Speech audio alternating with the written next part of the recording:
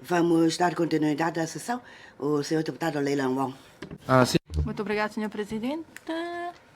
Caros colegas, há pouco ouvi a senhora secretária dizer sobre o apoio aos idosos, falando que agora a pensão de idosos ainda tem um mecanismo, alguns de restritivos. Portanto, talvez hoje eu não falo muito da pensão para idosos, mas sim do subsídio. Porque o governo da Raia muitas vezes diz que a pensão mais o subsídio não vai ser inferior ao risco de vida social. E na SLAC eu tenho aqui uma atitude de reserva. Pois tem a ver com os idosos, mas são dois mecanismos diferentes e cabem a diferentes serviços. Mas o mais importante agora, quanto ao subsídio de idosos, terá um futuro mecanismo. Já em 2005 temos o subsídio que era de 1.200 e depois até 2018 9.000. E por que é que hoje gostaria de abordar a questão do subsídio de idosos? Pois esta é uma linha orientadora da SLAC, dizendo que a pensão e o subsídio não vai ser inferior ao risco de vida social. Isto tem muito a ver com a qualidade de vida. Eu também gostaria de confirmar mais uma vez e garantir que mesmo esse princípio, eu sei que é a missão deste governo. E agora, quanto ao subsídio no futuro, qual o mecanismo, qual a condição é que haja lugar a ajustamento? O ajustamento é bom para o governo, porque agora muitas pessoas dizer que aumentar o montante de pensão e agora talvez podem ponderar em aumentar o montante do subsídio de idosos. Agora, quanto à questão da residência para idosos. Se não me engano, 1.000 e tal candidaturas. Peço desculpa, 1.815 frações. E depois da primeira fase, 759 apartamentos. E há pouco a senhora secretária tinha falado que na segunda etapa também terá outras medidas de benefícios para desconto. Pois, além da redução de 20% ao valor dos primeiros apartamentos, possa ponderar em outros benefícios, porque as políticas também têm que ser justas para todos, agora com mais candidaturas do que a oferta. Pois depois vão selecionar os primeiros 759 e depois entra na segunda etapa. Eu queria que a senhora secretária a responder ou esclarecer sobre a questão da redução de 20%.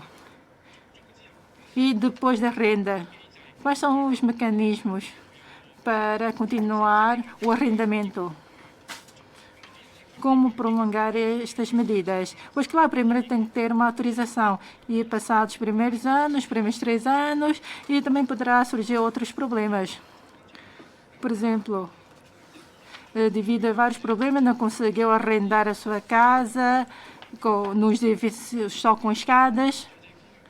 E depois também pode afetar o arrendamento da residência para idosos. Depois dos 3 anos, acho que vocês também têm que ter um mecanismo de revisão para ver será que eles possam prolongar a sua renda, ou seja, esta taxa de utilização.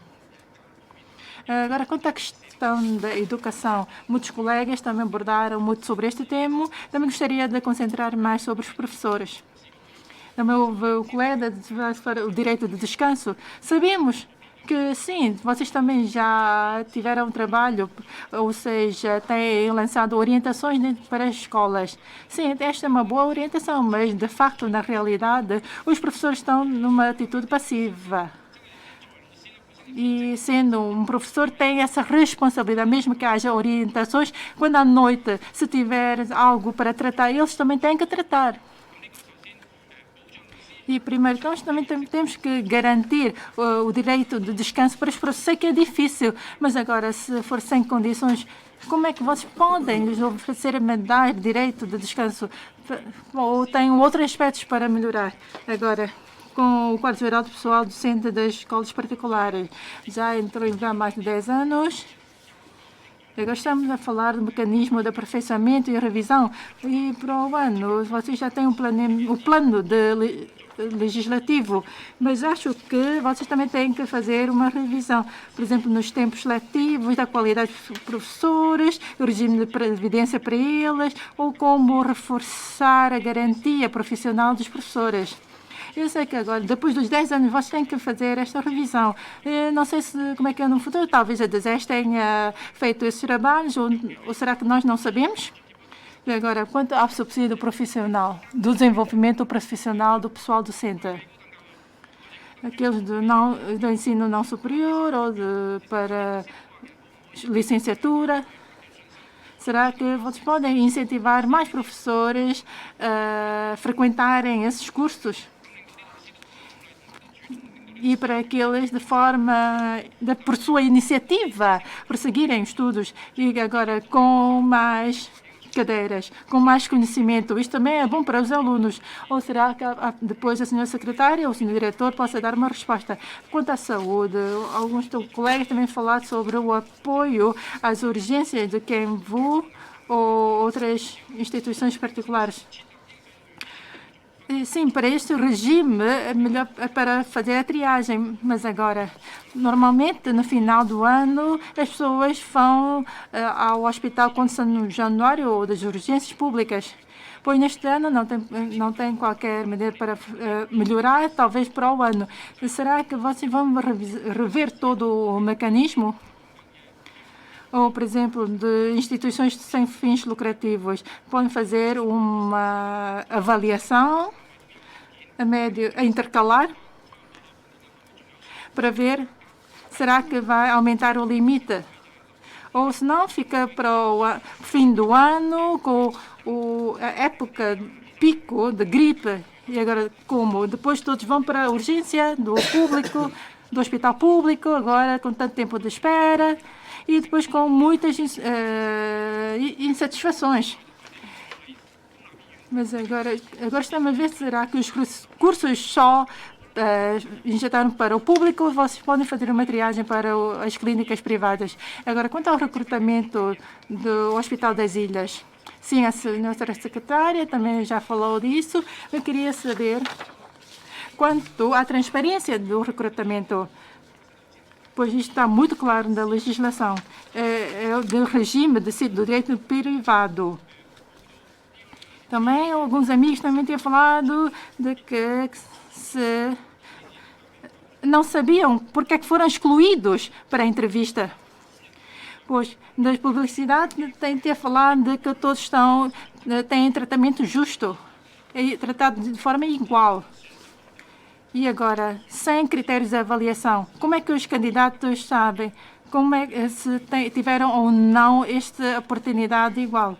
Sei que o Hospital Macau Union não seguem o Estatuto Público, o regime da função pública, mas agora eles também utilizam o erário público. Gostaria de ouvir a vossa parte. Tem a palavra o deputado Choi Sai-Peng, José Choi Sai-Peng. Obrigado, Sr. Presidente, Sra. Secretária. Primeiro, a criação de uma cidade de leitura. A propósito disto, este ano foram lançados vários programas e projetos. Primeiro, um plano de incentivo para os recém-nascidos de tenra idade, para aqueles inferiores a 2 anos tenham um pacote de livros. E assim proporcionando um melhor ambiente de leitura para a população, alargando também a envergadura da Semana de Leitura, tendo realizado mais de 100 sessões de promoção e divulgação, mais de 70 mil habitantes participaram e, por isso, reveste de um grande significado e importância e bem-vindos bem aplaudido por todos.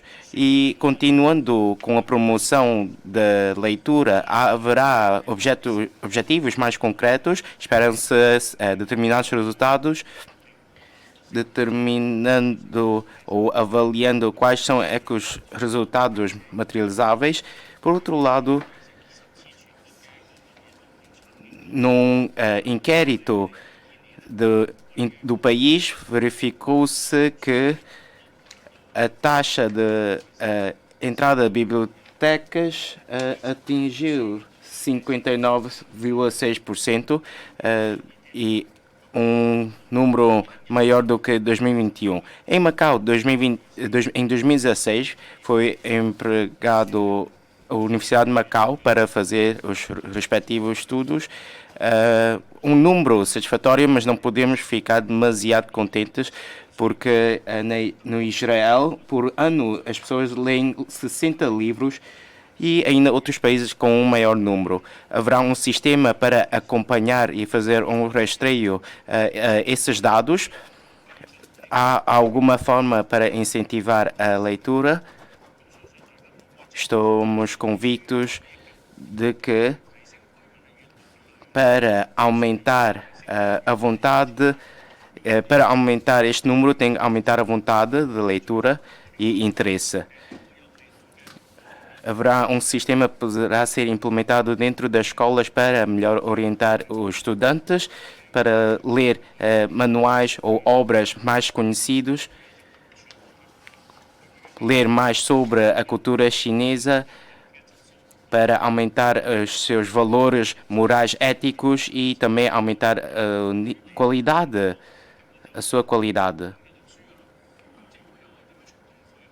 Quanto a outros que estão fora da escola, como é que podemos promover e incentivar essas pessoas? Porque estamos sempre a aprender até ao fim da nossa vida e, por exemplo, esse plano de aperfeiçoamento contínuo possa ser estendido a sua aplicação até cursos de leitura.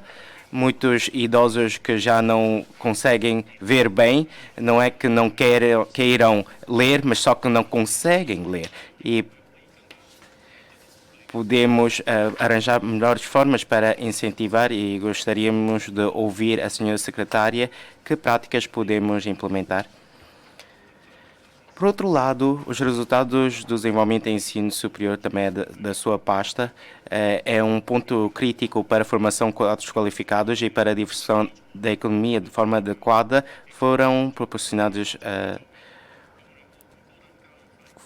formas e desde o retorno à pátria, o governo da RAM tem investido muito para o desenvolvimento nesta parte, lançando várias políticas para desenvolvimento que teve um grande apoio do nosso país. Desde o retorno à pátria com o desenvolvimento acelerado e mais de 95% dos estudantes prosseguem os seus estudos na universidade. E desde o desenvolvimento do ensino superior, abriu um novo capítulo, chegou a um novo patamar. E agora, senhora secretária, nesta nova conjuntura e tendência, se quisermos elevar ainda mais o patamar, temos que consolidar as nossas bases e concretizar os nossos objetivos. Poderá apresentar ou explicar até que nível chegamos e no palco internacional onde pretendemos chegar, a que estudantes internacionais pretendemos introduzir em Macau. Por outro lado, nos últimos 2 dias, se tiverem visto os dados estatísticos, mais de 3.000 pessoas estão em desemprego, muitos compreendem entre 62 a 65 anos de idade, 25 a 44 anos de idade. Muitos têm habilitação académica, e deixa-nos a impressão que não significa que com mais estudos consegue uma profissão. Como é que podemos ir ao encontro das necessidades da população? Parece que há uma má alocação de recursos, o que é considerado habilitação académica superior. O governo pretende ou tenciona criar um ambiente para que os estudantes, quando da graduação, possam servir a sociedade. Diz-se muito o que sente a sociedade e o que é que necessita o governo, mas a procura, a oferta, a procura é mais do que a oferta.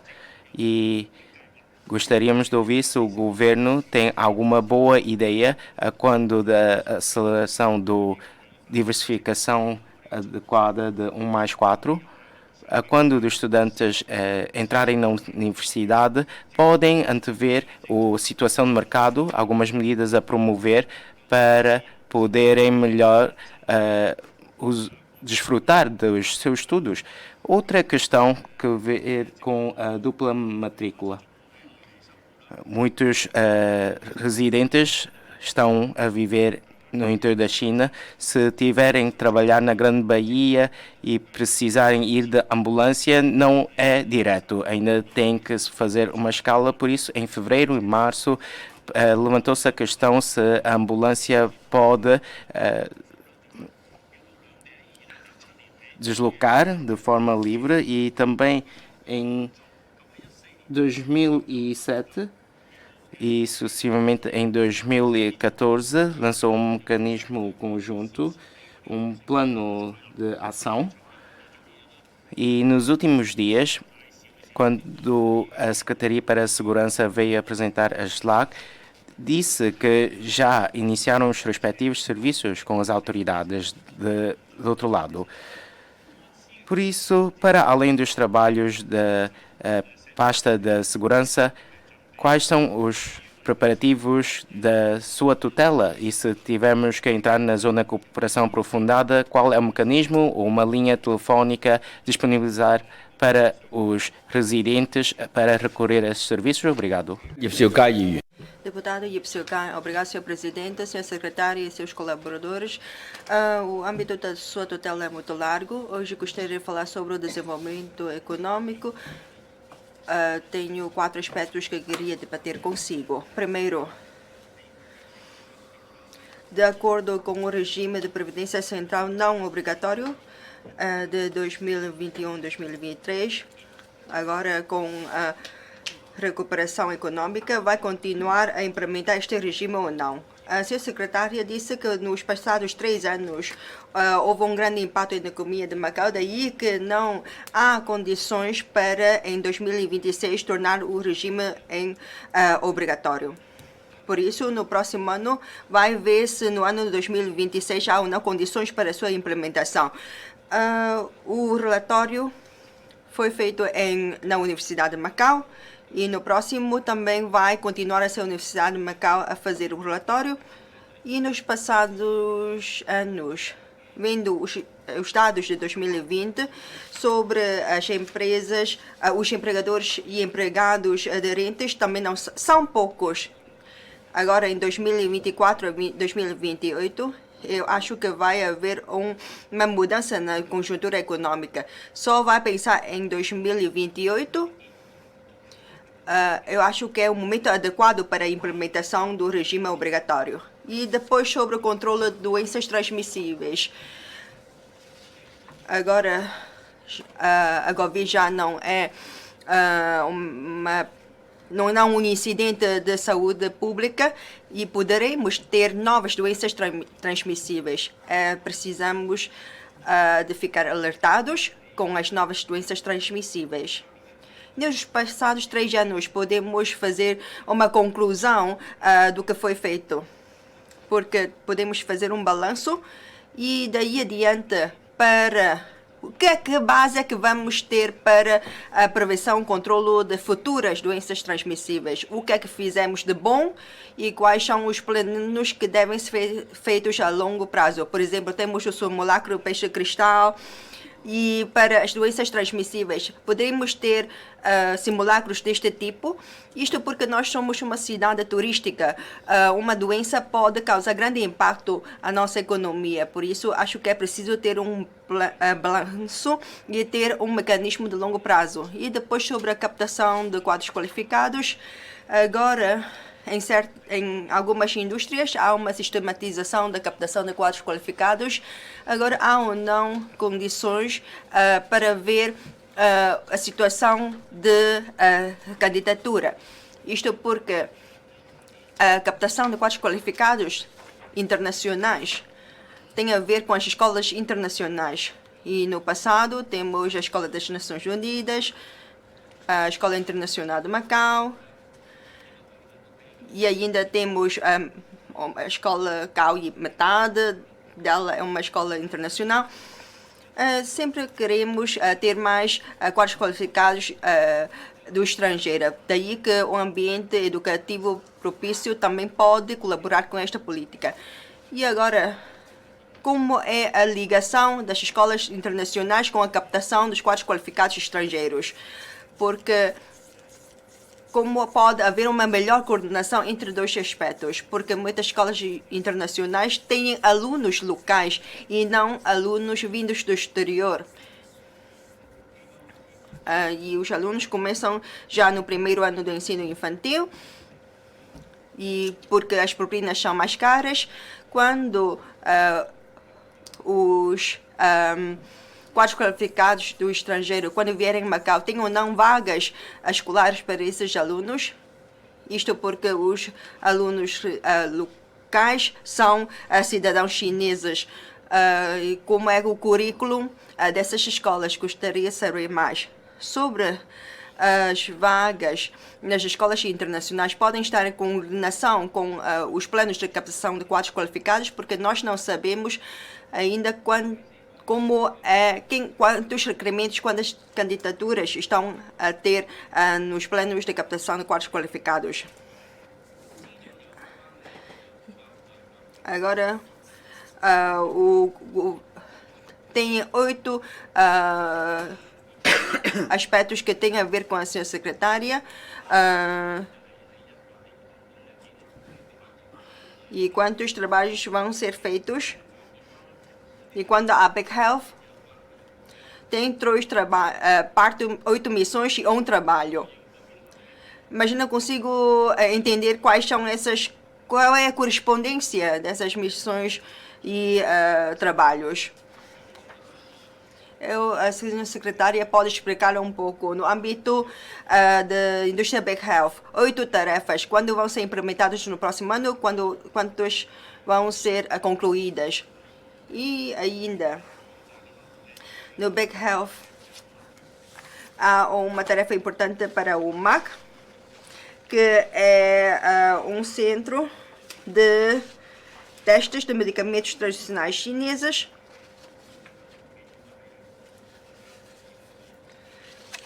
Isto centro tem a ver com a indústria da medicina tradicional chinesa, com o aumento do valor do PIB. Agora, em 2028, vamos continuar a ter um aumento do PIB nesta área. Eu não sei como é que funciona esse centro de testes. Pode aproveitar ou não esta oportunidade para explicar melhor o funcionamento deste centro? Qual a sua função, assim para que o setor possa conhecer melhor ou até para o lançamento de novos produtos desta medicina. Agora, vendo no Big Health, ainda outra medida relativamente mais fácil, que é a industrialização. É um registro de produtos cosméticos para dar políticas para os cosméticos entrarem no mercado de Macau e no exterior. Eu acho que esta política é menos complexa comparativamente a outras. Então, quais são os trabalhos que vão ser feitos no âmbito do Big Health no próximo ano? Gostaria de aproveitar esta oportunidade para ouvir mais sobre os trabalhos da indústria Big Health. Quantos trabalhos vão ser feitos? Quantos vão ser lançados, mas vão ter um certo período de implementação? Se conseguirem pôr em prática os trabalhos, acho que é muito bom para os investidores, porque o governo toma o papel de orientador. Eu gostaria de saber mais, senhora secretária. Muito obrigado. Senhor deputado Wang Hengfei. Muito obrigado, senhor presidente, caros colegas. E da sua tutela tenho algumas questões a colocar. Primeiro, sobre a educação técnico-profissional. De acordo com o Regulamento Administrativo 12/2012, 22 de 2012 já entrou em vigor. E para a implementação deste regulamento, a DESES fez uma avaliação de 9 escolas. E a DESES tem promovido as empresas e instituições privadas para a implementação de cursos técnico-profissionais. Agora, sob cooperação das escolas com as instituições privadas para melhorar a qualidade. Além disso, ainda tem escolas terem cursos técnico-profissional para que os alunos possam ter acesso a esses cursos. A DESES, através do programa piloto do desenvolvimento integrado de capacidades, para realizar mais ações de formação. E alguns profissionais também sugerem que promover, juntamente da DESES, os serviços de estatísticas e a Comissão de Desenvolvimento de Quadros Qualificados para realizarem sessões para esclarecimento. Será que vocês vão melhorar esses trabalhos em conjunto com outros serviços? Agora, para elevar o hábito de leitura. Há pouco um deputado também abordou essa questão e gostaria de complementar agora como promover Macau para participar no intercâmbio entre as bibliotecas da Grande Bahia.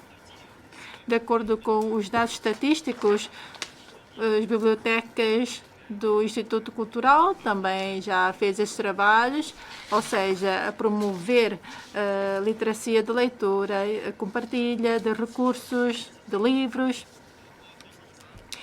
e através da Biblioteca Central de Guangdong, Shenzhen, Hong Kong, de Macau.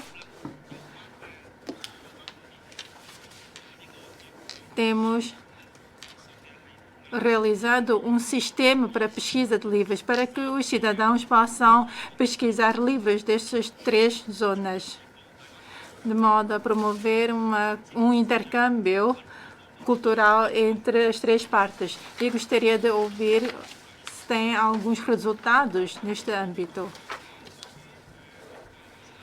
E quanto à lei de salvaguarda do património cultural? A respectiva lei, desde a sua implementação,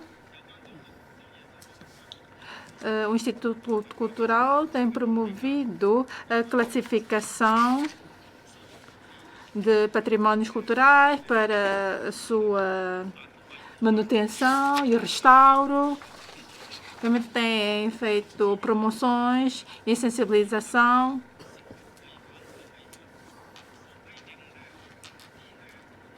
E quanto aos atos de violação da lei, ou, por exemplo, alguns grafites nos grupos já classificados como monumentos, o IC já abriu 15 processos, entre os quais 11 foi aplicado punições, e num total de 180 mil patacas de multa. Esse número não é elevado. E queria perguntar à senhora secretária que posso fazer uma avaliação sobre a eficácia, nomeadamente quanto à salvaguarda do património mundial. Tem ou não medidas de melhoramento ou popularização cultural para nós possamos salvaguardar de melhor forma o património cultural de Macau. E na SLA tem falado sobre o melhoramento das políticas da língua portuguesa, da educação em língua portuguesa. E tem falado sobre o posicionamento de uma plataforma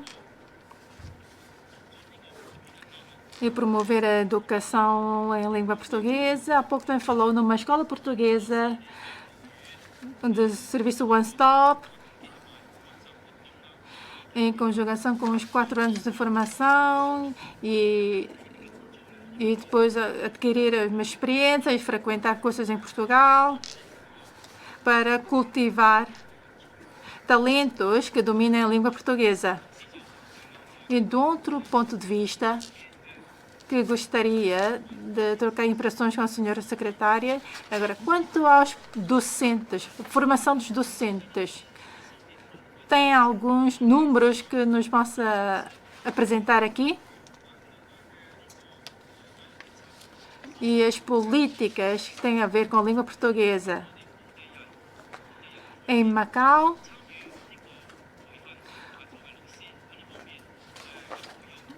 tem feito algumas formações para os locais, para se formarem formadores da língua portuguesa. Muito obrigada. Senhor Deputado Léo Tempeu, obrigado, Senhor Presidente, excelentíssimo Senhora Secretária para Assuntos Sociais e Cultura, caros colegas, dirigentes, muito boa noite. Por esta ocasião, queria falar com a Secretária, sobretudo o conteúdo na versão chinesa do relatório das linhas de ação governativa, página 97, quando fala sobre o licenciamento de instituições médicas, refere-se a clínicas privadas, instituições diurnas ou aquelas permitidas para fazer minicirurgias. E também refere sobre dispositivos médicos, a sua importação e trabalhos de gestão, administração, e também vai criar um novo regime de importação de medicamentos. Esses dois se aplicam aos institutos integrados nas instituições médicas.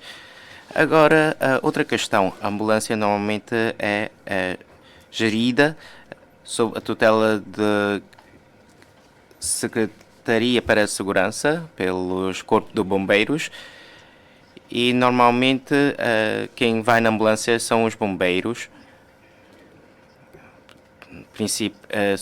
Normalmente tem que haver uma licença de ambulância. Eu não sei se estou errado, pode-me corrigir. Outra necessidade que sentimos é que atualmente ainda não temos um serviço de urgência ou de serviços de socorro dentro da Macau Union, Hospital Macau Union. E se precisamos transportar um doente para um hospital de Hong Kong, no meio, o que pode acontecer é que tem que haver um profissional da área de saúde, composto por médico, enfermeiro, que acompanha a ambulância, que tem que ir para o outro lado da fronteira, sair de Macau e entrar em Hong Kong. Claro que por meio da ponte, se for por meio da ponte, ainda atravessa Zhuhai. Ou quando regressa de Hong Kong, tem uma equipa que acompanha no regresso. Então, neste contexto, estamos cientes dessa situação. Já há uma solução para esta situação, porque antes da inauguração deste novo hospital, talvez tenha necessidade de resolver este problema. Obrigado. Tem a palavra o Governo. Muito obrigado, Sr. Presidente. Muito obrigada pelas intervenções dos senhores deputados. Em relação às questões do Sr. Deputado Lei Liang Wang, o subsídio de idosos, devemos ter ou não um mecanismo de atualização, mas o subsídio de idosos não tem o mesmo conceito de uma pensão de idosos, porque a pensão de idosos é um dos pilares que sustenta a rede de segurança social. E o subsídio de idoso, não sei se lembram, quando é instituído o subsídio de idoso, é como se fosse um LIC para um pacote vermelho ou uma pensão de fruta, um subsídio de fruta para os idosos, prestando o carinho aos idosos e ainda maximizar esta atitude de prestar apreço e atenção aos idosos. Temos ou não uma fórmula para calcular o subsídio? Bem, nós ainda não estou a ver que é uma fórmula para calcular e por isso não temos condições para esta atualização. A residência na primeira fase, 20% de desconto e depois para a segunda fase. Nós vamos ver como é que será, porque agora mais de 1.200 candidaturas vieram. Nós vamos colocar as candidaturas que não foram neste momento atendidas para a segunda fase. E com a segunda fase vamos completar o número de fracções de 1.815 residências para os idosos. E vamos pensar sobre as medidas de benefícios para os idosos. São esses benefícios para os primeiros 3 anos. E, por enquanto, a nossa posição é a mesma, para os 3 primeiros anos.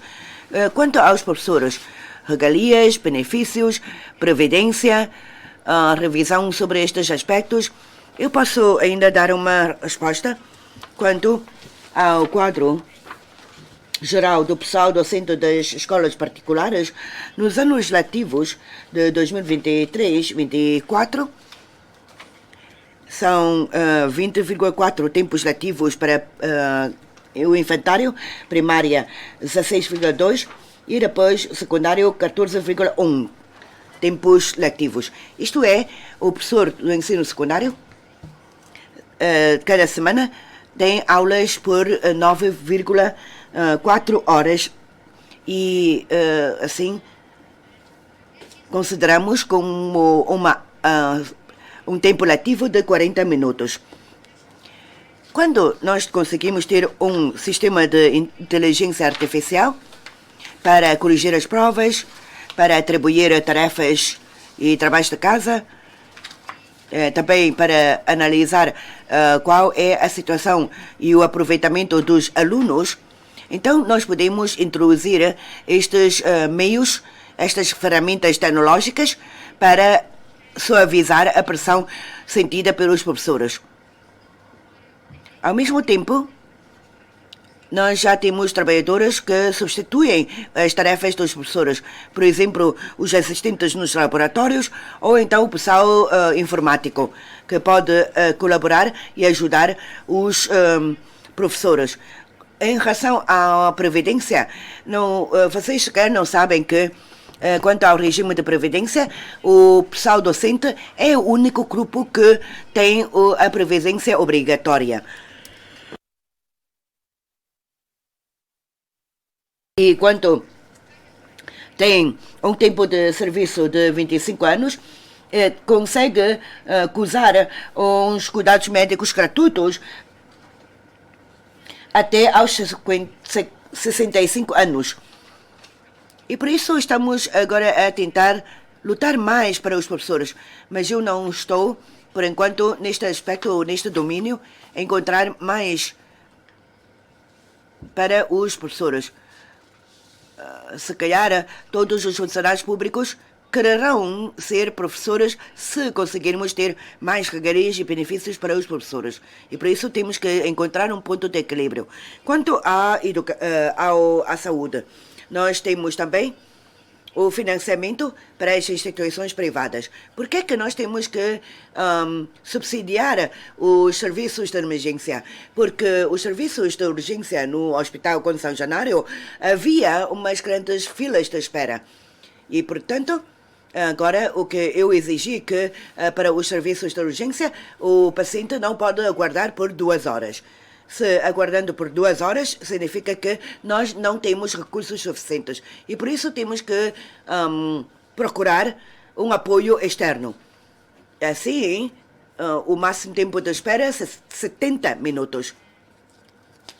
Nestes últimos tempos, eu também posso manifestar a minha posição, uma vez que este tempo de espera ultrapassar a nossa linha de alerta, a nossa linha vermelha, então nós temos que pensar em apertar mais recursos humanos aos serviços de urgência do Hospital com São Januário. Quanto ao recrutamento de profissionais de saúde, temos um regulamento e vocês podem também ver o regulamento para saber qual é a forma de recrutamento. Em relação à intervenção do seu deputado Choi Sai-peng, eu vou convidar a senhora Presidente Leung para esclarecer o seu deputado Choi Sai-peng. E depois, sobre a cidade de leitura, eu também vou depois convidar a senhora Presidente para explicar. Obrigada, senhora secretária. Senhor Presidente, como criar uma cidade de leitura? A senhora secretária já falou de alguns trabalhos. O importante é como é que podemos melhorar as instalações das nossas bibliotecas para, por exemplo, organizar workshops para a promoção da leitura e outras atividades para, assim, atrair os pais e os alunos para a leitura. Vamos continuar a melhorar as instalações da biblioteca. Na biblioteca da Taipa temos já aperfeiçoado uma parte para os pais e ainda há livros para bebés e crianças e na próxima fase vamos ter uma biblioteca em Sephaiwan para os nossos jovens. Primeiro é atraí-los a entrar na biblioteca e segundo é como criar o hábito de leitura ou promover a leitura nos bebés e crianças, especialmente no programa de leitura para bebés e crianças que lançamos. Agora tem já oferecemos pacotes de livros para mais de 4.000 bebés para criar uma leitura entre pais e filhos. E também colaboramos com a DESES para ver como é possível atrair os alunos a lerem mais. Temos um plano de prémio para os estudantes, para atraí-los a irem mais à biblioteca, criando o hábito de leitura. Desde maio até agora, tem mais de 9.000 alunos que participam no plano. Dentro destes, mais de 6.974 leem mais de 30 minutos.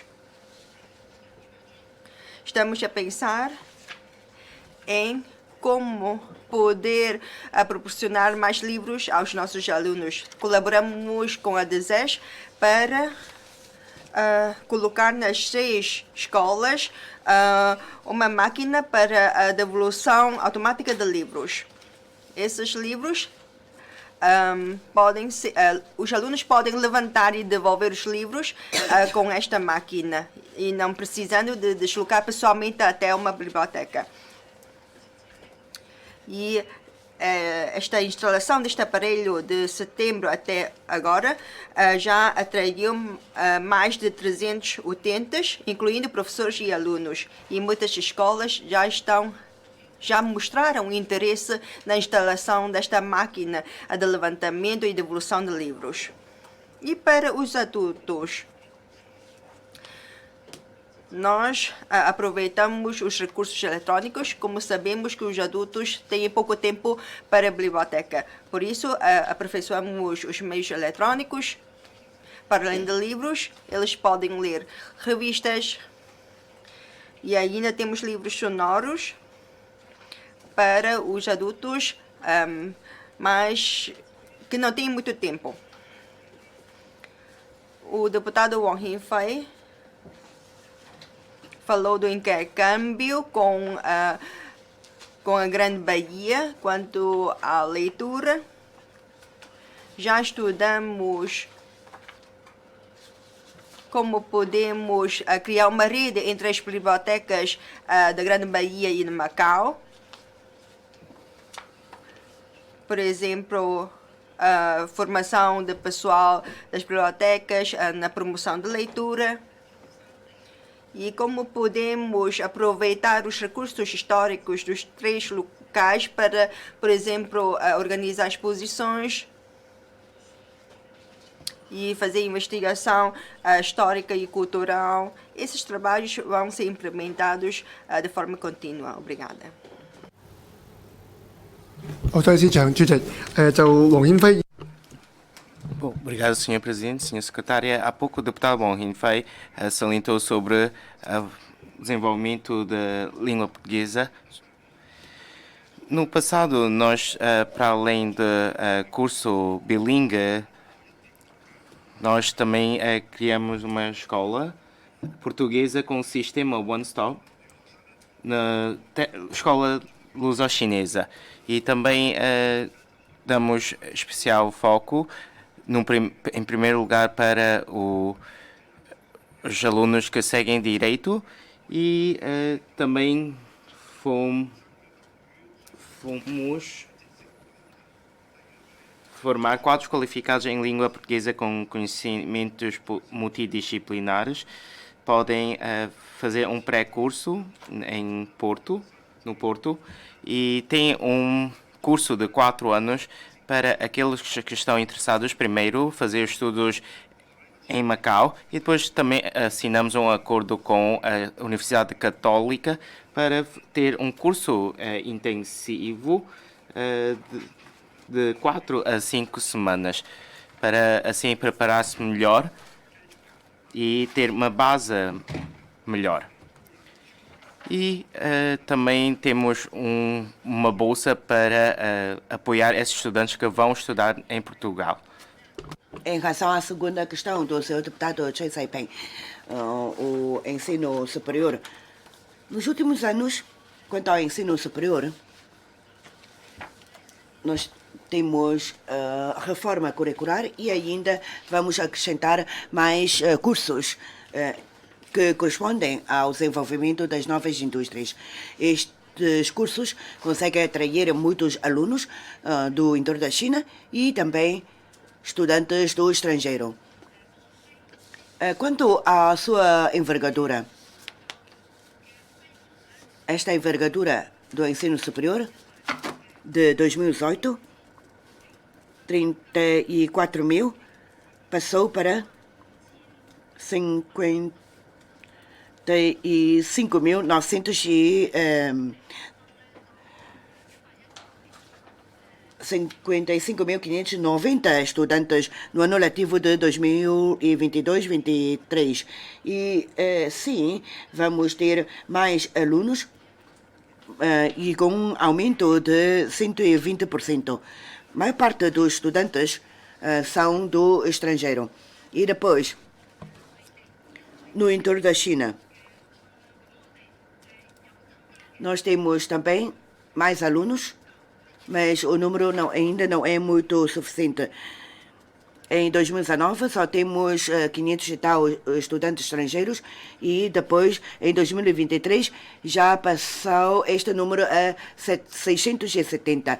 Mas a vaga não foi aumentada significativamente porque a base é muito pequena. E assim, nós temos vindo a fazer promoções em Portugal ou nas regiões e países do Sudeste Asiático, participando em exposições de educação, para que a mercantilização do ensino superior possa tornar-se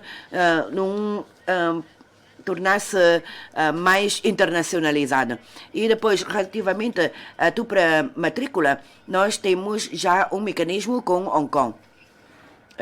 Já consertado este mecanismo em que os médicos podem fazer um registro condicionado em Hong Kong, tal como os outros médicos vêm para Macau também podem fazer um registro condicionado.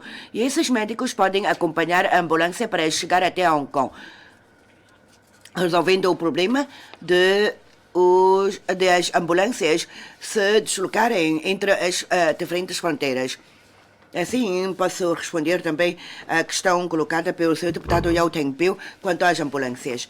E depois, no entorno da China, o Sr. Secretário Wong acabou de receber informações pelo que vamos ainda coordenar com a Secretaria de Segurança sobre a deslocação das ambulâncias.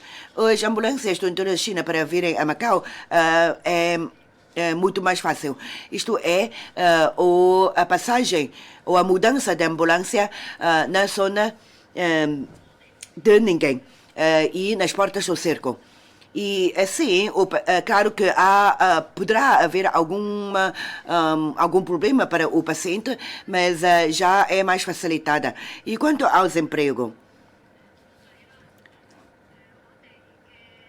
sobre as estatísticas, em que os graduados, jovens, com 25 anos ou idade superior, têm uma taxa de desemprego mais grave em relação às outras faixas etárias. Eu não tenho aqui os dados, mas eu acho que nós devemos saber qual é a habilitação académica, qual foi a especialização na universidade, para sabermos do que se passou e do que se passa agora para a promoção ou para o prosseguimento de estudos universitários. Muitas vezes, também, este prosseguimento tem de estar associada às necessidades do mercado e também às estratégias de desenvolvimento. Por isso, o que nós podemos fazer como comparação é uma comparação do número de estudantes universitários em relação aos anos anteriores. Por exemplo, em relação ao ano de 2019 ou em relação ao período de Covid-19. Em relação à economia, nós também não temos uma regulamentação ou uma normalização sobre o impulsionamento da diversificação adequada da economia. Nos últimos tempos, nós conseguimos ter uma formação de um ambiente, uma conjuntura de uma diversificação adequada da economia com base na estratégia 1+4. Daí temos bolsas para estudos para os estudantes e conseguimos ver que para a formação de professores, se calhar já a formação era satisfatória e por isso nós suspendemos as bolsas para os cursos de educação. Enquanto que para os médicos de medicina ocidental, também sabemos que há por ano mais de 100 graduados em medicina ocidental. Mas para Macau, nós não conseguimos digerir o número de graduados em medicina ocidental e por isso nós agora queremos apostar na formação de médicos especializados. E depois o senhor deputado Ipsil Kai perguntou sobre os trabalhos de investigação e de inquérito sobre o regime de previdência central obrigatório. Nós vamos ou não continuar a encomendar a Universidade de Macau para estes estudos. Agora, eu penso que o Fundo de Segurança Social poderá nos dar mais informações sobre elegíveis instituições do ensino superior que nos possam ajudar para fazer estes estudos sobre o regime de previdência central obrigatório. Agora, por enquanto, eu não estou a ver muitas condições para a transformação ou a conversão do regime de previdência central não obrigatório em obrigatório. Mas vamos lá ver se em 2028 teremos ou não as condições reunidas. Agora, quanto às clínicas privadas, quanto aos serviços de urgência, quanto à maioria do número de camas, são todos problemas que surgiram durante a pandemia. Nós temos vindo a introduzir medidas para a melhoria e assim, quando nós deparamos com uma nova pandemia, nós teremos condições para ultrapassar as dificuldades. Senhor deputado Leilão, muito obrigada pela sua resposta, que basicamente já respondeu às minhas perguntas colocadas. Eu também concordo com a senhora secretária. Pensão e subsídio de idosos são duas coisas, pois são dois regimes diferentes. A intenção destas medidas também é diferente. E como há pouco nos já referiu, de que a pensão, o subsídio de idosos é para prestar atenção ao apreço aos idosos. E, portanto, já não é uma garantia como se fosse a pensão de idosos. E, de qualquer maneira, eu acho que quer o subsídio para idosos, quer o subsídio de invalidez, também tem que se articular com o risco de vida social. E não sei como é que é do seu ponto de vista. E quanto aos docentes, esta é uma profissão muito árdua. E quanto às regalias, penso que não é assim tão mau em comparação com outras profissões.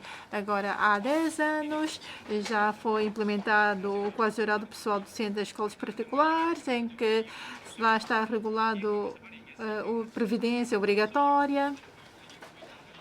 E então, com a implementação deste quadro geral, será que nós não vamos ligar também ao direito ao descanso dos professores? Não estou a dizer de um dia para o outro para ver tudo isto para melhorar as condições dos professores. Depois da revisão, pode dizer que achar que não carece de ajustamento. Queria saber se reviram ou não o quadro geral do pessoal docente. Muito obrigado.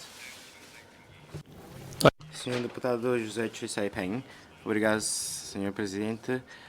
Foi muito clara a Senhora Secretária nas suas respostas. Só tenho 2 sugestões para... Nós temos que começar com os pais, porque é muito importante e tem um efeito máximo para os seus filhos na escolha do curso que querem prosseguir. E quando vão às entrevistas de emprego, muitas vezes perguntam por que é que vêm e dizem porque os pais mandaram. A sociedade tem despertado uma grande atenção e haverá margem para aumentar a colaboração e a cooperação com as empresas antes de encontrar um emprego e, ao escolher a modalidade ou o curso, possa ter uma maior referência para os pais ou até para o aluno. Se os pais, depois de ser informado pelas associações e assim melhor orientar os estudos dos seus filhos, talvez seja um maior contributo para responder às necessidades da sociedade depois de serem graduados. Como o exemplo de médicos e inadequada alocação de recursos, talvez o governo possa fazer mais. Por outro lado, quanto à educação, nós temos atraído vários estudantes do exterior. Se investimos tanto para atrair esses estudantes e se vierem mesmo a Macau, mas só que não temos um mecanismo para a sua articulação pós-graduação para contribuírem para a sociedade de Macau, então no meio da educação, seja governo, seja escolas particulares, também devem fazer a sua parte. Então... Deputado Ipsicaia, obrigado, Sr. Presidente, obrigado, Sra. Secretária. Eu não tenho perguntas a acompanhar, mas deixou de responder às 8 missões no âmbito de Back Health, as outras tarefas. E ainda o Centro de Testes de Medicamentos da Medicina Tradicional Chinesa e depois os produtos cosméticos e sobre a captação de quadros qualificados. Senhor Deputado Wong Hin-fai, muito obrigado pela resposta da Senhora Presidente Leung e do Diretor do Serviço de Educação Kong. Agora, quanto às políticas de melhoramento do ensino português, há pouco o senhor diretor também já fez uma resposta dizendo que nas linhas de ação, também falou sobre as linhas de ação governativa para o próximo ano. Além destas políticas, eu também queria saber sobre os professores de língua portuguesa. Pois para aqueles que no início do ensino português penso que também contaram com a participação de professores do estrangeiro. Agora, para aqueles que começam a estudar português, E, por exemplo, dos professores da China que dominem as duas línguas, tem algum desenvolvimento para eles? Do que eu saiba, diferentes universidades também têm cursos destinados aos docentes do infantário, do primário e do secundário. E a Universidade Politécnica também tem cursos para formar professores. Eu também queria conhecer mais sobre a formação de professores que dominem a língua portuguesa. Queria saber, da parte do governo, tem algumas políticas ou promover mais pessoas para participarem nesses trabalhos? Muito obrigado. Deputado Yeo Tempiu, obrigado, Sr. Presidente, obrigado, Secretária. Quanto à questão dupla matrícula em que as ambulâncias podem ir a Hong Kong e o trabalho de reconhecimento dos médicos, também os trabalhos foram muito rápidos. Uma questão nós temos preocupado porque parece que havia antes, no passado, falta de médicos que acompanhavam até Hong Kong, da ambulância. Espero que possa continuar com o bom trabalho. Muito obrigado. Agora, o tempo que resta, acho que posso dar todo o tempo à Sra. Secretária para a resposta. Muito obrigada, Sr. Presidente. Eu acho que eu vou conseguir responder todas as perguntas colocadas. O Sr. Deputado Yip-Siu Kai abordou a questão da captação de quadros qualificados. Os documentos estão a ser apreciados. São mais de 700 candidaturas e todas as candidaturas estão numa fase inicial. Hoje eu assinei 2 candidaturas para sejam aprovadas pelo chefe do Executivo. E assim, se conseguir, eu vou mandando os documentos à Sua Excelência, o chefe do Executivo, para aprovação. No entanto, umas estatísticas muito precisas, tal como há pouco expliquei ao Sr. Deputado Lam Yutou, neste momento não posso dar estas estatísticas, porque se eu revelar estes dados, não são dados precisos, por isso eu não queria avançar. E depois, quanto às escolas internacionais, como é que nós podemos colaborar? A DESES é muito boa, porque quando nós aprovamos, a DESES vai entrar em contato com as escolas internacionais. Se as crianças precisarem de ter uma escola, entrar numa escola, nós ajudamos as famílias vindas do estrangeiro para encontrar a escola. Temos as vagas escolares e por isso estamos a acompanhar a situação, assim como estamos a recolher as informações necessárias para satisfazer as necessidades quando as aulas apareçam, no sentido de aumentar o número de vagas escolares. E depois, sobre o ensino nacional, como é que nós podemos implementar nas escolas internacionais? O material de Amor à Pátria, Amor a Macau, também é distribuído a estas escolas, uma vez que elas são escolas regulares e por isso têm de também cumprir estas obrigações do ensino. E depois, em relação aos projetos previstos no plano 1+4, há missões e ainda projetos. Você é muito prudente e muito atencioso quanto aos projetos. Mais de 100, sim, um regime de registro para os produtos cosméticos. Nós agora estamos a fazer uma avaliação interna, pelo que não temos colocado este projeto na legislação governativa. Mas sim, os dispositivos médicos de pequena dimensão. Há já um regime a avançar agora para a legislação governativa.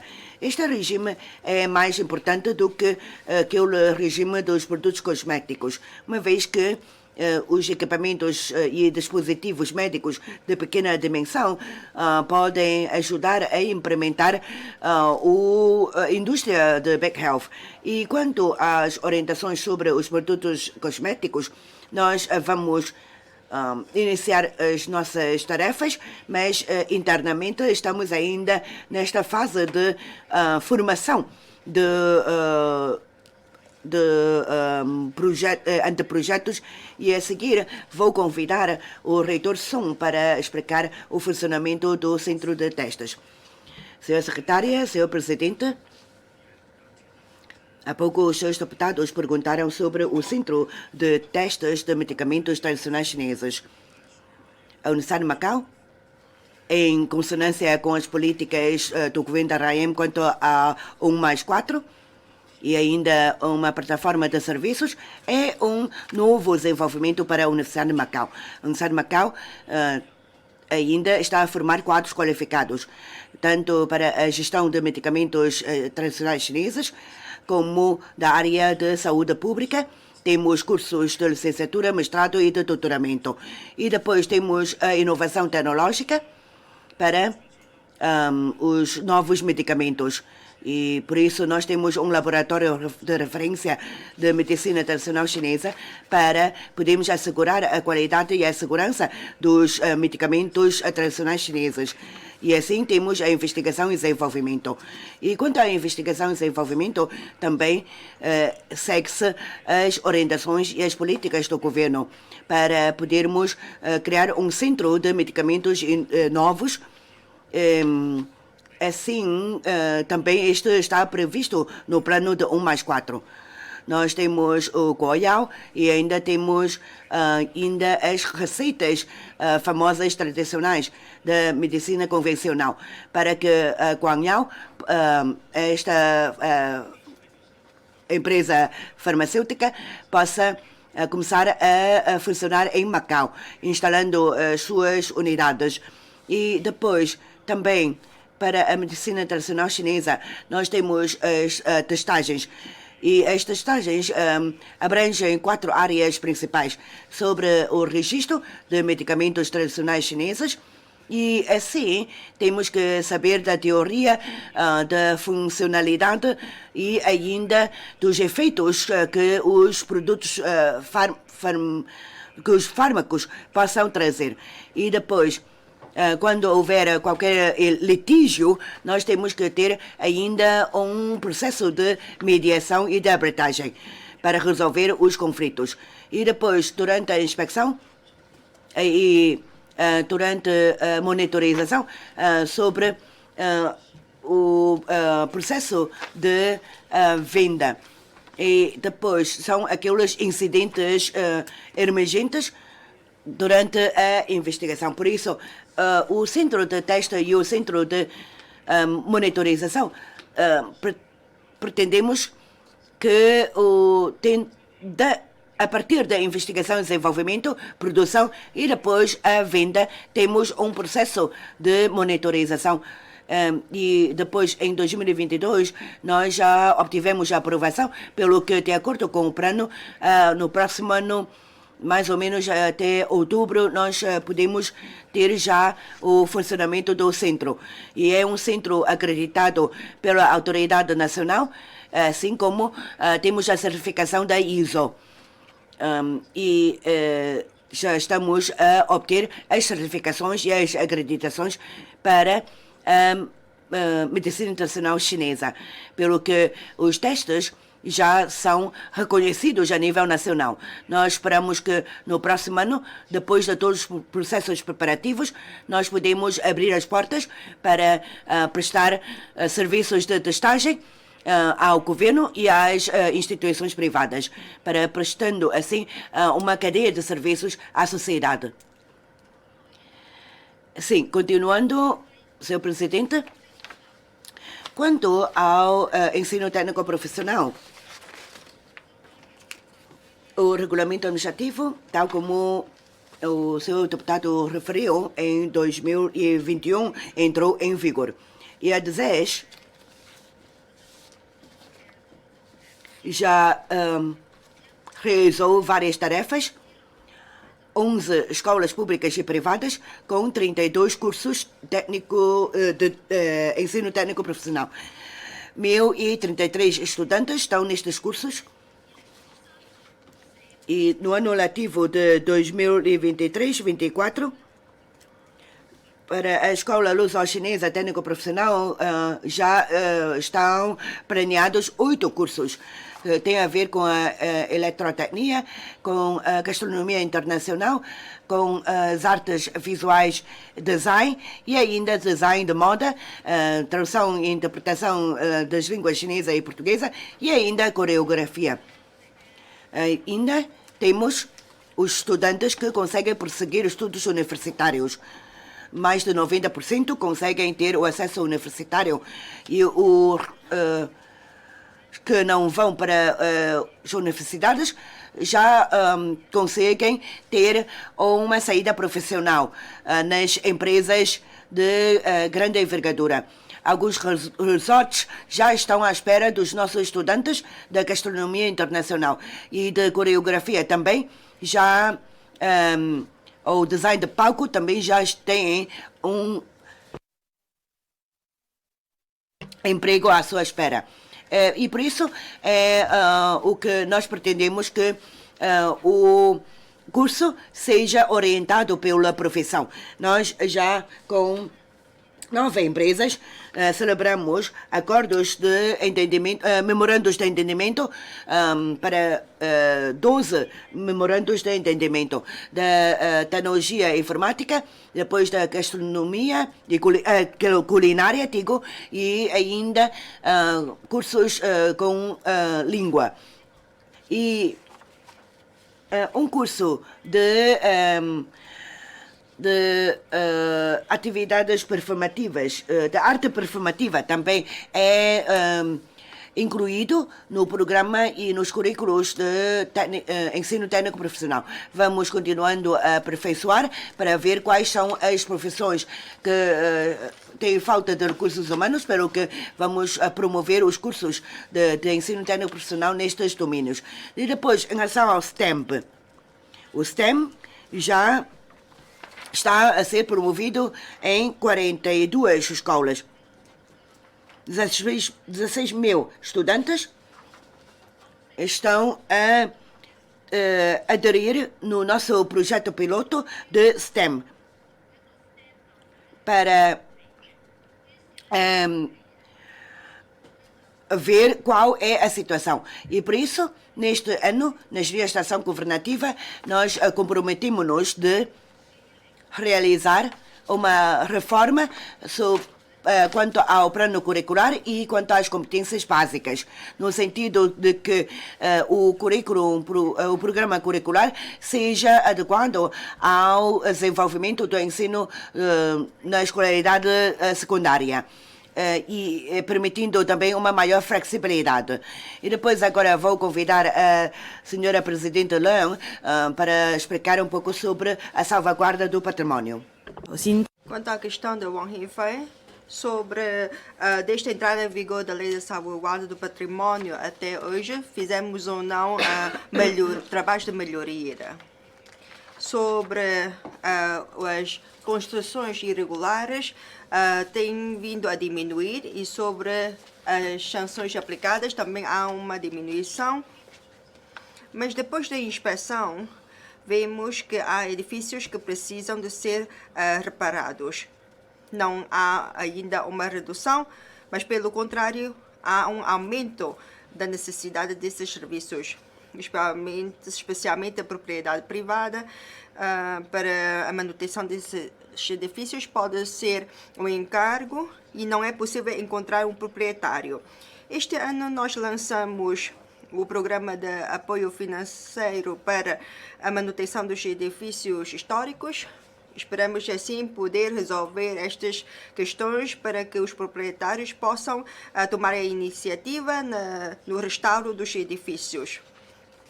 E ainda para os jovens, desde o ano de 2017, temos um plano. E ainda para os proprietários, lojistas, temos também enviado panfletos, etc., para eles poderem cumprir esta lei de salvaguarda do património cultural e está a surtir efeitos. Quanto ao aperfeiçoamento, no passado temos ouvido muitas vozes na sociedade e para os edifícios. Temos já um plano de aperfeiçoamento. Não é preciso esperar pela revisão da Lei da Salvaguarda do Patrimônio Cultural. Vamos continuar a ouvir a sociedade para melhorar os nossos trabalhos. Obrigada. Pois, depois, quanto à ambulância, questão do senhor deputado Yautep, eu penso que eu já respondi. Entretanto, vou convidar os diretores que têm a ver com saúde para responder. Primeiro sobre o licenciamento e em relação à saúde mais turismo e depois o regime de equipamentos de pequena dimensão também, por favor. Muito obrigada, senhora secretária. Agora estamos a rever o regime de licença, o regime jurídico de licenciamento das instituições médicas. Pois, claro, nós temos agora na minuta, nós dizemos que são instituições médicas do dia. E, portanto, quanto aos medicamentos, inclui de anestesia, entre outros. Isto também inclui hemodiálise e com a revisão do regime jurídico possamos criar boas condições para as clínicas privadas do dia. Muito obrigado. Senhor Presidente, caros deputados, quanto à criação do regime de dispositivos médicos, constitui um trabalho principal do ISAP para o próximo ano.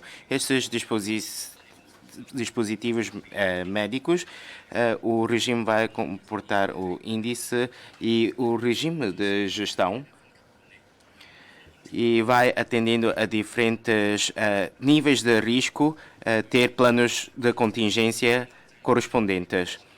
Este tem como objetivo garantir que os dispositivos acordem na circulação dentro do mercado a sua qualidade e segurança para assegurar a vida dos doentes e a boa aplicação desses dispositivos.